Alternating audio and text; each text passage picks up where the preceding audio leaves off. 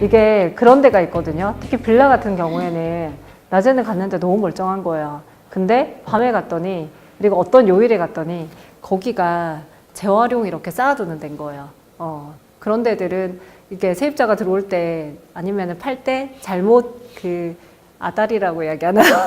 그게 이제 딱 맞아지면은 어떤 요소들이 될 수가 있거든요. 충분히. 특히 집을 매매할 때는 되게 많은 것들을 꼼꼼하게 보시기 때문에 이제 그런 부분들도 한 번씩 좀 체크를 하시고요.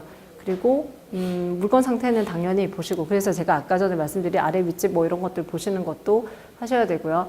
그리고 현재 미래 가치는 이건 가치 투자예요. 내가 결국에는 부동산은 가치에 대해서 투자를 하는 게 맞거든요.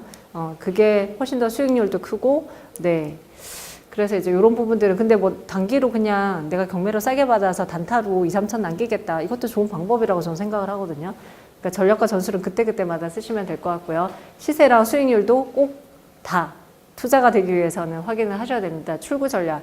내가 이거를 출구 전략이 많으면 많을수록 좋아요. 내가 그냥 월세형으로 받기는 했지만 내 상황이 어떻게 변할지 모르고 그 다음에 시장 상황이 어떻게 변할지 모르거든요. 그러면은 전세로 났을 때는 어떨까? 매매를 했을 때는 어떨까?를 시뮬레이션을 안 해보시고 나는 월세만 받아야지 하고 딱 들어갔다가 그게 막혀버리면은 이거는 정말 쓸모없는 물건이 될 수가 있거든요. 그래서 출구 전략은 꼭 확인하시라는 거.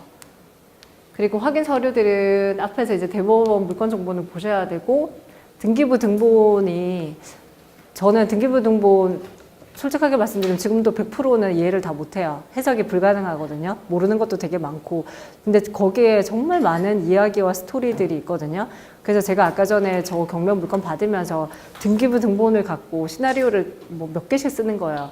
이 사람이 이렇게 해서, 이 사람은 정말 열심히 갚으려고 노력을 했구나. 이 집을 지키려고 노력을 했구나도 거기에 보이고요. 그리고 어떤 관계들도 보이고, 그 다음에 이 사람은 아예 작정하고 집을 날리려고 뭐 이렇게 하는구나. 이런 것도 보이거든요. 이제 그런 보이지 않는 것도 있고, 보이는 글자인데 해석이 안 되는 게 너무 많아요. 이게 뭘 의미하는 건지. 그리고 이것만 제대로 보는 책도 팔거든요. 서점에 가시면은 뭐 무슨 등기부 등본 뭐 이런 거 제대로 보는 방법 이러면서, 저도 그 책은 제목만 보고 언젠가 한번 봐야지 했는데 못 보고 있는 책 중에 하나인데, 이제 그런 것들도 있으니까 거기에 보시면은 숨어 있는 정보들을 캐낼 수 있는 방법들이 있습니다. 전입세대 연락원은 아까 말씀드린 대로 확인하셔야 되고요.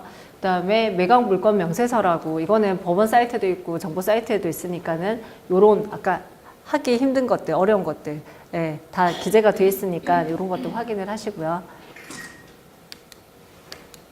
자, 물건 분석은 첫 번째는 말소 기준 권리. 그냥 가장 간단하게 말소 기준 권리를 기준으로, 앞에 거는 이제 소멸이 안 되고 뒤에 거는 소멸이 다 되기 때문에 앞에 거는 낙찰자가 인수를 해야 되는 거, 뒤에 거는 인수를 하지 않아도 되는 거라고 보시면 돼요.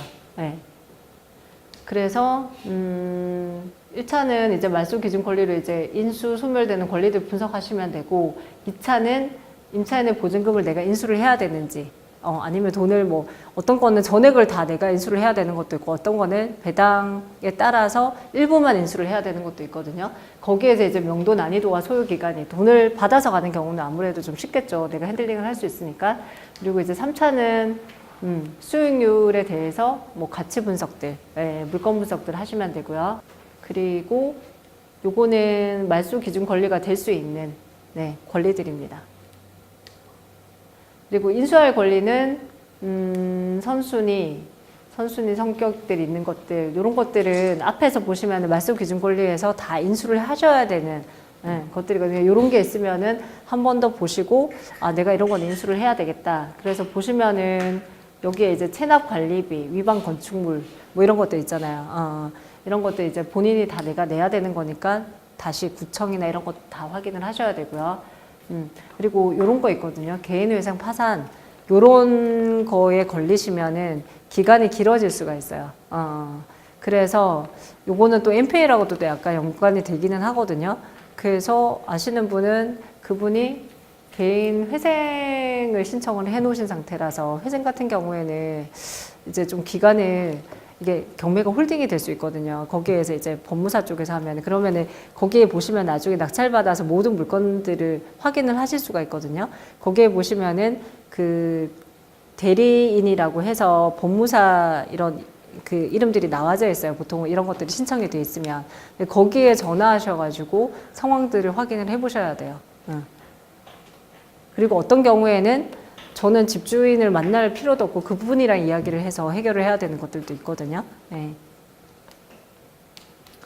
자, 가장 큰 권리 분석 중에서 네, 임차인에 관계되는 것, 명도와 관계되는 것 중에서 대항력은 보시면은 임차 기간과 보증금을 전부 다 보장을 하는 거기 때문에 내가 이거를 빼라고 했을 때 임차인이 이제 권리가 못 빼라고 이야기할 수 있는 권리거든요. 근데 그거에 대한 기준이 되는 게 말소 기준 권리 이전에 전입신고와 점유를 꼭 하셔야 됩니다.